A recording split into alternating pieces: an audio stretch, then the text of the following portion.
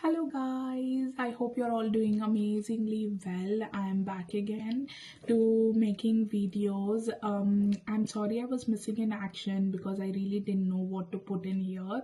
Like I was doing some travel, not travel, like I was just taking some reels and putting food videos and all of that, but it was not making me want to come back or create. So I was low on motivation basically, but I have been thinking about YouTube ever since. Like I want to do something here and I want to add value that is like super important for me. For anything that I do, I would definitely want to add some kind of value, and that's where I get my confidence from maybe.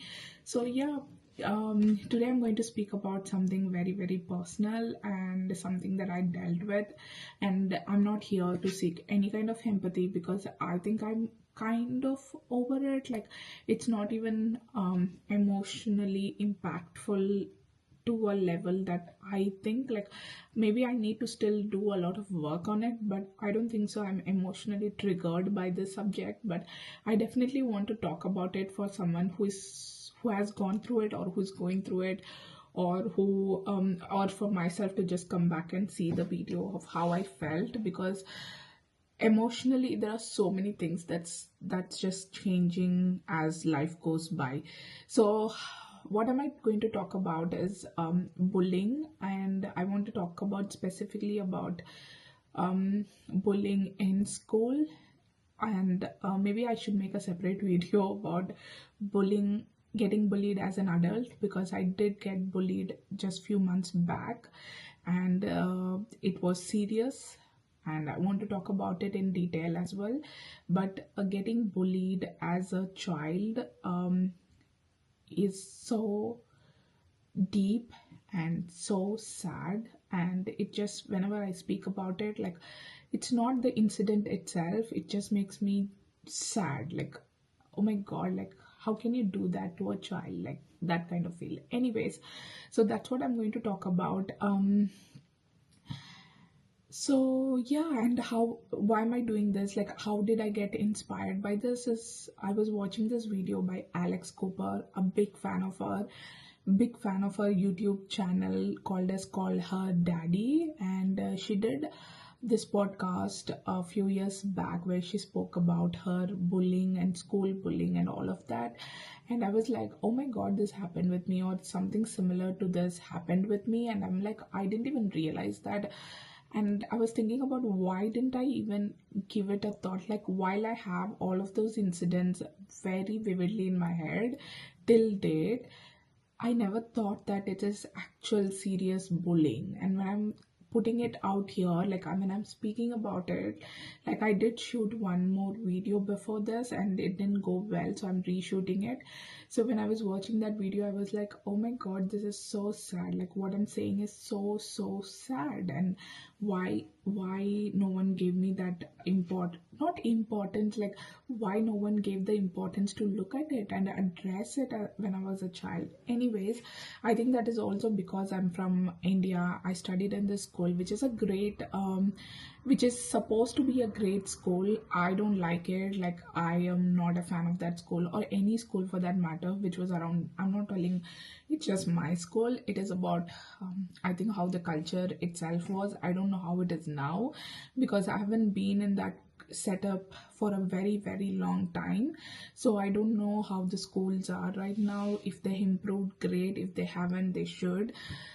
So back, um, I was in school during the 2000s. So there were different incidents that happened that stays very vividly. I want to just name a few just to give you a gist of what happened and how I think it might be impacting my current life and how I want to deal with it. So, I am a very dark girl, and I'm super proud of it, right? I'm a South Indian. I'm born to a Tamil, like, parents based in Tamil Nadu. So my color is naturally very dark. And as a kid growing up in a Tamil house, like I don't know, we didn't have like skincare or anything like of that sort back then. We used to just use face masks and all, but I had like heavy pigmentation on my face which made my skin very uneven. And I was like, okay, it doesn't matter, right? I was just dark.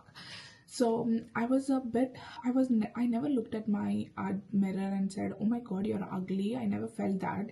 But I think after moving to this school, this particular school, I started feeling it, like because most of the kids there were very very fair, and had like dusky skin tone but not pigmented like mine. And I was also academically not great, so that just added up to a lot of things. So if you're academically great, then you are forgiven for being dark. But I was not academically great, so I wasn't forgiven for being dark. So yeah, so there were kids who were dark, but they were all forgiven because they were doing academically great. So anyways, there was this particular incident, very happened in a very fraction of second, but stays with me for a very, like, until today. So I was just standing there, and I remember the place. I remember the boys who were standing there. I remember the girl who said it. I remember how many people were exactly walking around that girl. Like, I remember every single day. That day was sunny. I know everything. That girl came to me and said, oh, happy Black Day. I still don't know what Black Day is, by the way. So they said, she said, happy Black Day. And I was like, I kind of understood, but I was pretending like I didn't. So she meant to say like happy Black Days because I'm so dark, that she said you have to celebrate this day because you're so dark. And she was dark herself. Like, imagine that. And there were boys who were standing there who were also dark and laughing at me. Oh, this is so funny. And I was like, oh my god, my heart broke. And I was, I think, in 8th or 9th class. And I was like, oh my god, I never did anything bad. Like, I never say anything bad. I never cross lines with people. I never, like, as a child, also, I was a very, very nice person. And I remember from that day, I was like, oh my god, I am dark. Like, I have to do something about it. And I was like, oh my god, that's so heartbreaking. Like, when I was hearing to Alex Cooper speak, and I was like, oh, this is what happened, and this is where my insecurity of being dark stemmed from. Now I don't care, like, because I'm in a very diverse place, and I'm so grateful to being able to have worked in places which is very diverse and inclusive, that I never felt out of place. But that is after I started working. And before, even in college, I used to be like, oh my god, like, am I dark? Oh, should I do something about it? And all of that. And especially from the place that I come from, and I think fair people are celebrated and dusky people are looked down upon, and that's a truth. Like, you agree, you don't agree, that's the truth. No matter how much I accept myself as, oh, this is my color, and I accept it, you go back home, you are there, and people are like, oh, you should do something to your face, you become so dark, and that's like my color, like, I can't do anything to it. So that's something that I faced. And there is one more incident which went so deep. Like, this was like literal physical bullying. So there was, I was so academically bad. So I didn't know this background, but I'm telling you guys, like, I got to know about it later, like few years later. So there was this girl who used to study really well, and she was apparently my friend because we used to speak Tamil. She was a Tamilian as well, and one of the teachers told her that I'm not very good at studies, so she have to. It's our responsibility to make sure that I'm studying well. And this girl kind of took her responsibility so serious. So we used to stay nearby. So we used to travel by the school bus, get down and walk for like 10 minutes to reach our respective houses. And every time we are sitting in the bus, I used to feel so anxious, and that's where my anxiety started. Maybe, like, I used to feel so anxious because she's going to give me a test or ask me questions, and if I don't answer, she's going to pinch me right here.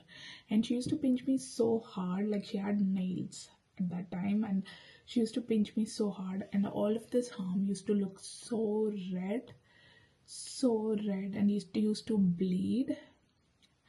and I just used to go home, and I was so scared to tell my parents, and I used to sit outside the house and cry, and then go inside. And when things got like out of hand, I used to tell my parents, I used to hint it to them, but they thought that, oh, she's teaching her something, so she will just get good at studies, and they didn't give so much importance. But later I think my mother kind of came and spoke to her, I don't know.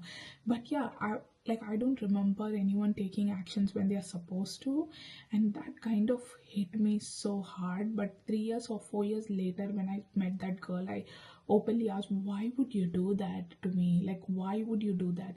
And because I scored more than her, like, not because of she teaching, because her teaching stopped. And in my 10th grade I studied so hard, and I wanted to prove every single person wrong, including me, saying you're not a failure. Like, I gave good exams and I got a great marks. But anyways, and I did confront her at some point, and I was like, why would you do that? Like, you hurt me physically, and there were so many marks here. Like, she used to pinch me so hard, and she used to pretend like she's my friend. And that's where my insecurity about not trusting people, like, friend, okay, you can still hurt me, like someone did, and you would do that.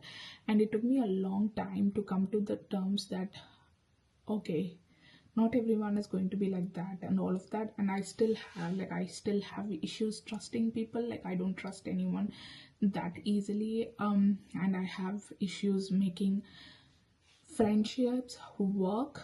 Like, I'm not a very easygoing person when it comes to friendships and relationships, and I think that's where it all comes from. There are so many other incidents that I don't want to talk about right now. That's something that I will save it for my therapy, because I haven't opened this box in therapy yet, and this is something that is of my high interest, because I want to open and see how it impacted my brain right now, and I want to let go of all of that. And as a starting point of that is me making this video and putting it out there, and I think that is my way of dealing with it, putting things out there, and they lose power. So yeah, if you have watched this video, then I don't want to say like or comment or subscribe, because I'm not doing this video for any of that. So if you have watched, that's more than enough for me. And I'll see you in the next video. Bye.